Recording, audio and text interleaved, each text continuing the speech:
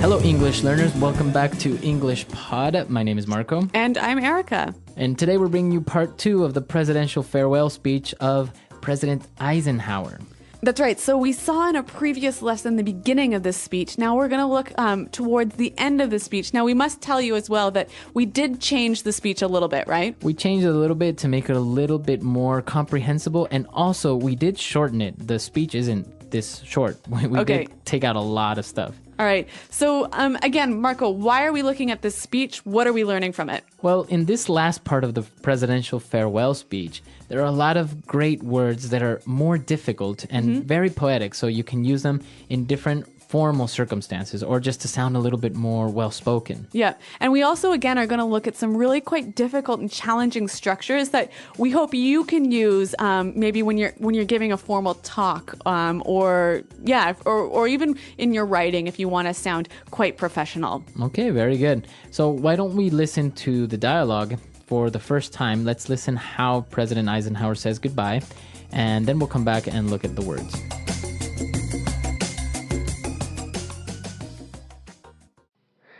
We now stand 10 years past the midpoint of a century that has witnessed 4 major wars among great nations. 3 of these involved our own country. Despite the carnage of these conflicts, America is today the strongest, the most influential, and the most productive nation in the world. We are understandably proud of this preeminence, yet we realize that America's leadership and prestige depend not merely upon our unmatched material progress, riches, and military strength, but on how we use our power in the interests of world peace and human betterment. Throughout America's adventure in free government, such basic purposes have been to keep the peace, to foster progress in human achievement, and to enhance liberty, dignity, and integrity among peoples and among nations.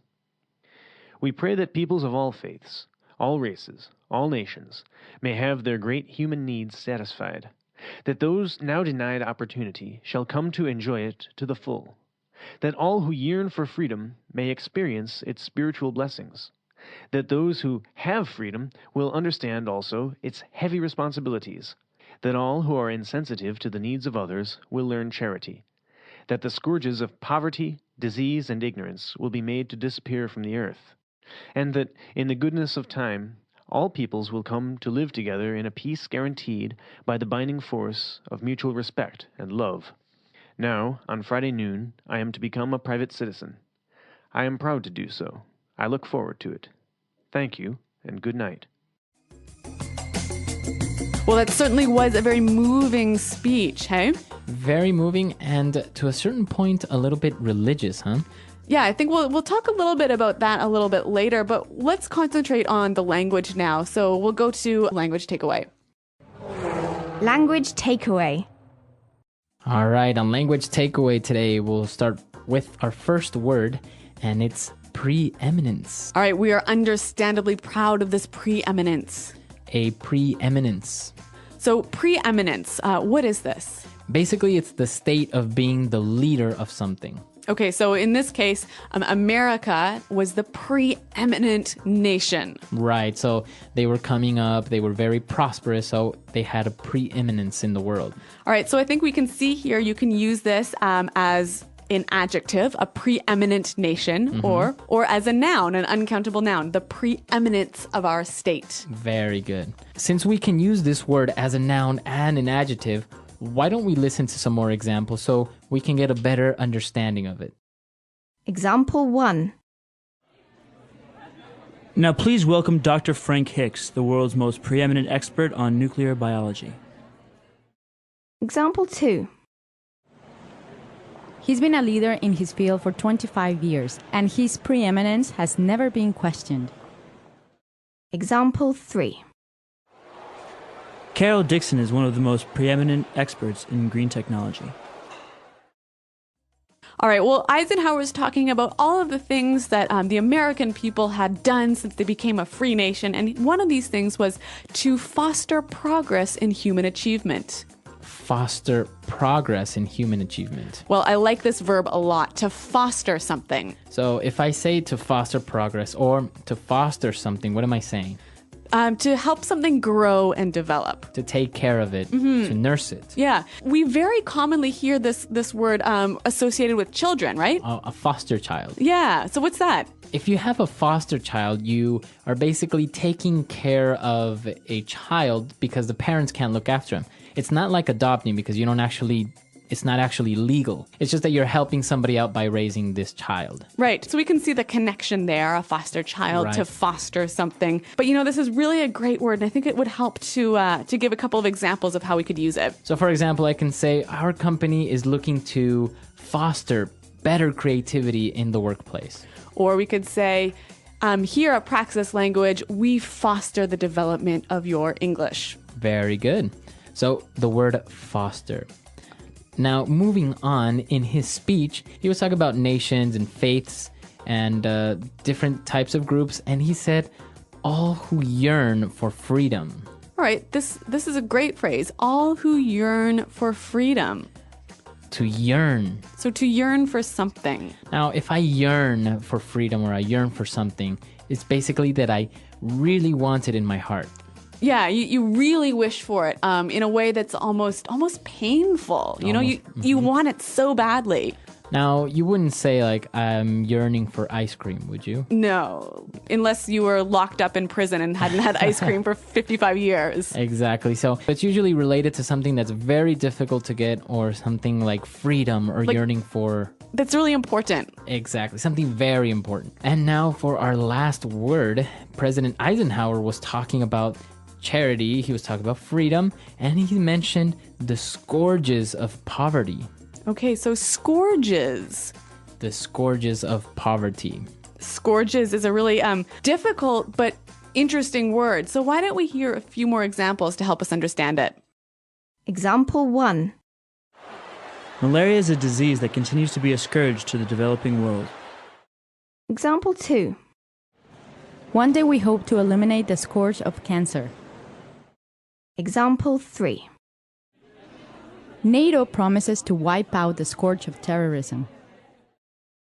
So as we can see, the scourges of something basically is the cause of pain or suffering. Mm-hmm. So now relating it back to the text, we see scourges of poverty. Yeah, scourges of poverty, scourges of disease, and scourges of ignorance. All right, so we can see that poverty, ignorance, and disease cause a lot of really terrible things, right? Exactly. So that's why we say they are scourges. Okay, so scourges. Now, so that brings us to the end of our words for takeaway today. But, as we talked about earlier, we've got some really difficult and interesting structures to look at now in Fluency Builder. Fluency Builder. Okay, so in Fluency Builder, we'll start off with the very first sentence of the paragraph. When he said, we now stand 10 years past the midpoint of a century. Okay, so I love this phrase. We now stand 10 years past the midpoint of the century.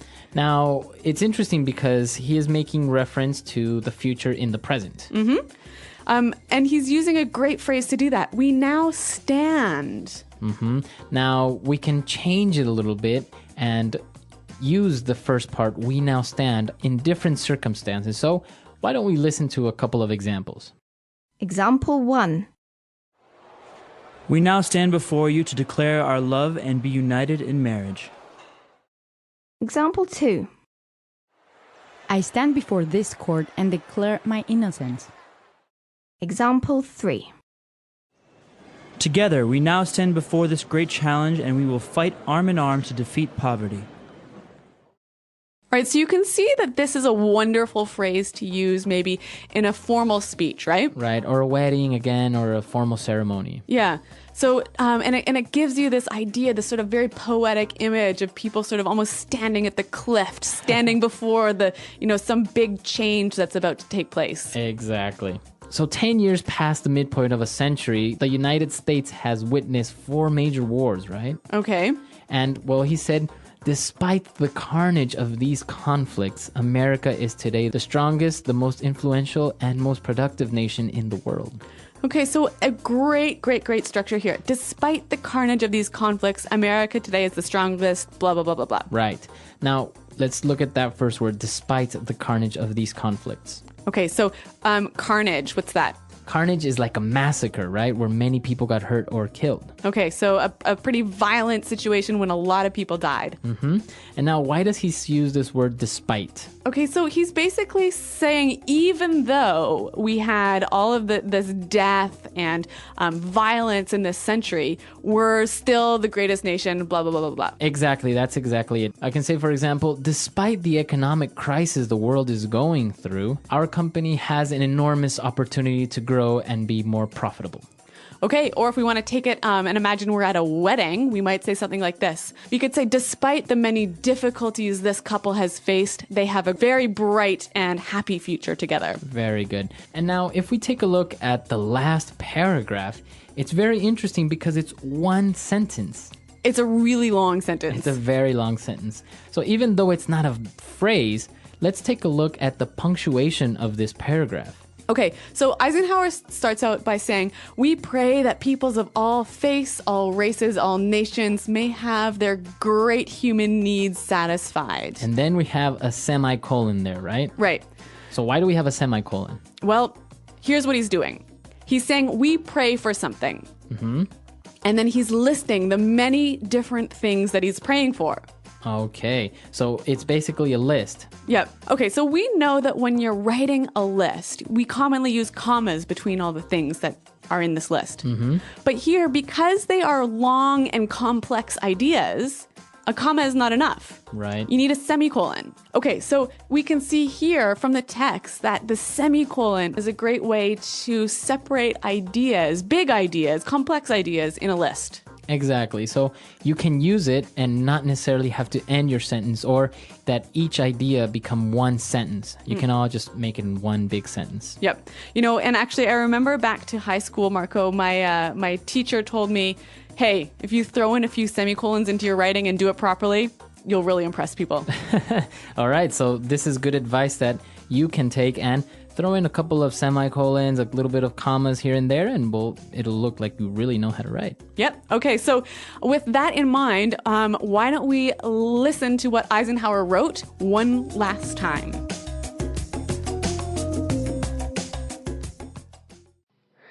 We now stand 10 years past the midpoint of a century that has witnessed 4 major wars among great nations. 3 of these involved our own country.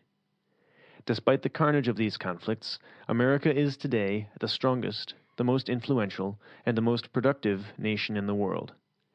We are understandably proud of this preeminence, yet we realize that America's leadership and prestige depend not merely upon our unmatched material progress, riches, and military strength, but on how we use our power in the interests of world peace and human betterment.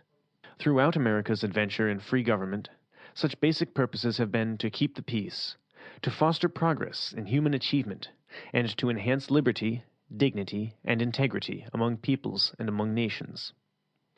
We pray that peoples of all faiths, all races, all nations, may have their great human needs satisfied, that those now denied opportunity shall come to enjoy it to the full, that all who yearn for freedom may experience its spiritual blessings, that those who have freedom will understand also its heavy responsibilities, that all who are insensitive to the needs of others will learn charity, that the scourges of poverty, disease, and ignorance will be made to disappear from the earth, and that, in the goodness of time, all peoples will come to live together in a peace guaranteed by the binding force of mutual respect and love.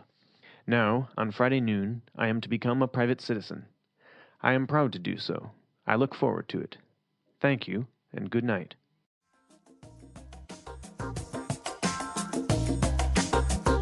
All right, we're back, and we're here again with Pete, our voice actor for the second part of the dialogue. And Pete, we have a couple more questions for you today. Cool. So I hear in Eisenhower's speech that he keeps referencing God. Like he keeps saying, I pray, blah, blah, blah, blah, blah. He said Godspeed, blah, blah, blah, blah, blah. So what's up with that? Why is he talking about God? Well, this is a very interesting question. Traditionally, America has had a really clear boundary between church and state, and you'll hear a lot of rhetoric these days that says, we're a Christian nation and we were founded as a Christian nation. Well, that's baloney. Baloney, so it's not true. At the time when the country was founded 200 years ago, It was overwhelmingly Christian. If the founding fathers, as we call them, like George Washington and them, if they had wanted a Christian nation, they could have had it.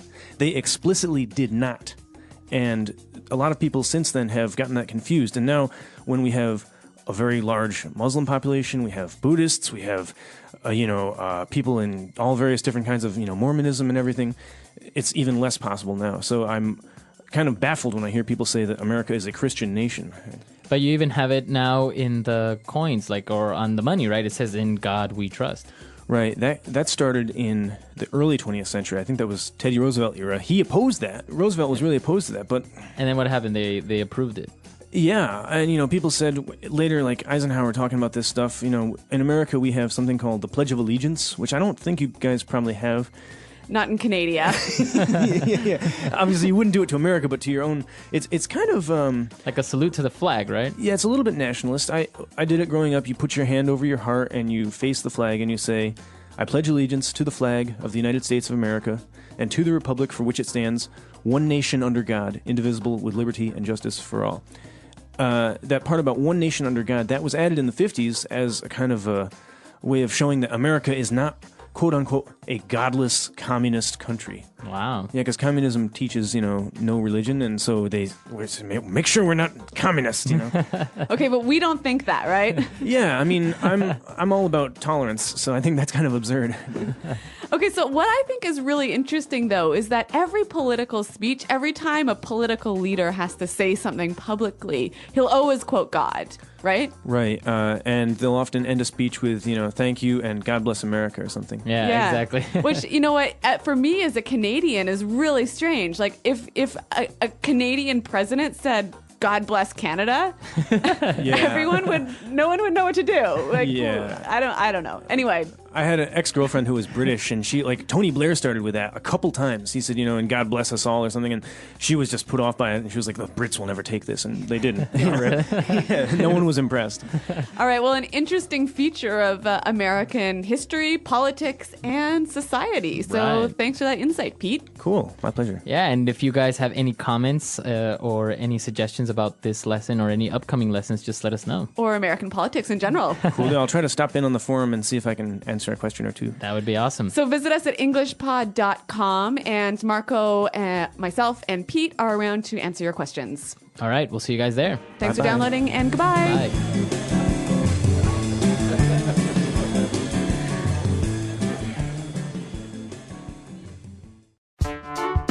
The English Pod Audio Review.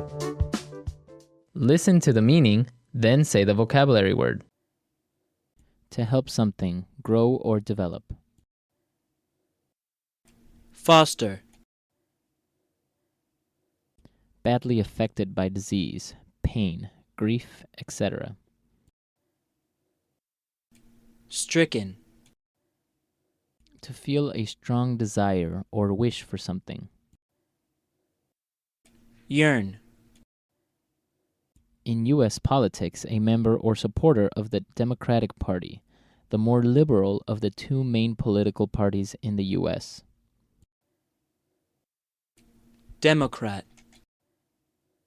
More important, skillful, or successful than other. Preeminence. Belonging to the Republican Party, the more conservative of the two main political parties in the U.S. Republican. Someone or something that causes a great amount of trouble. Scourge.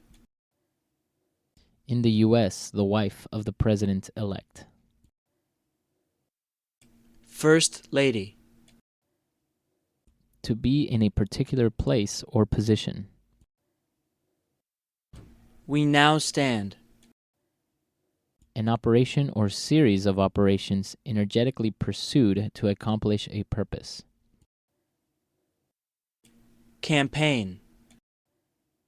Let's try that faster. In the U.S., the wife of the president-elect. First Lady. To be in a particular place or position. We now stand. Belonging to the Republican Party, the more conservative of the two main political parties in the U.S.? Republican. Badly affected by disease, pain, grief, etc. Stricken. To help something grow or develop. Foster. To feel a strong desire or wish for something. Yearn. An operation or series of operations energetically pursued to accomplish a purpose. Campaign. More important, skillful, or successful than other. Preeminence. Someone or something that causes a great amount of trouble. Scourge. In U.S. politics, a member or supporter of the Democratic Party, the more liberal of the two main political parties in the U.S. Democrat. Now say the word and hear it in a sentence. We now stand.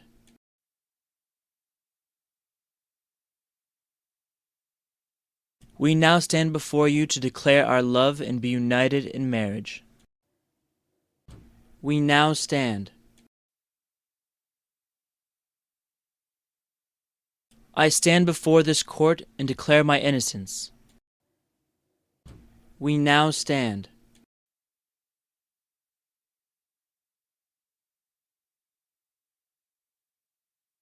Together, we now stand before this great challenge, and we will fight it arm in arm to defeat poverty.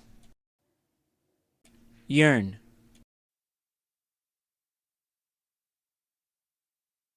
We must fight for those who yearn for their freedoms. Yearn.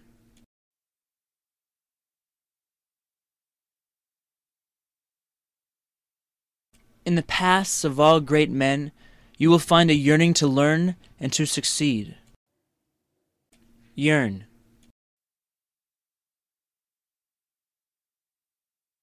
I'm yearning to find someone who will love me for me. Preeminence.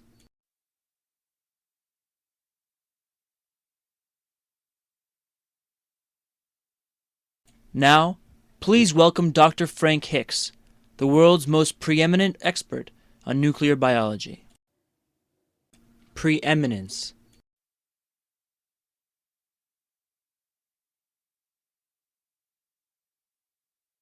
He's been a leader in his field for 25 years, and his preeminence has never been questioned.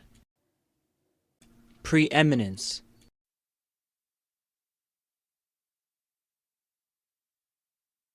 Carol Dixon is one of the most preeminent experts in green technology. Foster.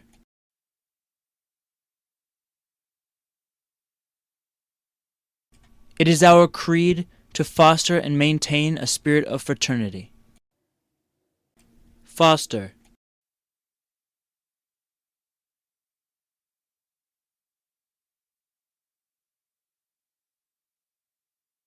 To restore our country to the glory of its past, we must foster an attitude of determination in social service.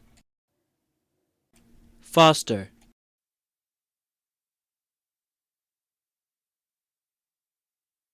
Unsanitary conditions help foster the spread of disease. Scourge.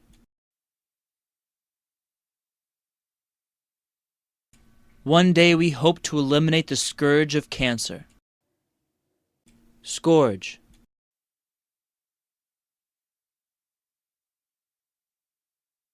Malaria is a disease that continues to be a scourge to the developing world. Scourge.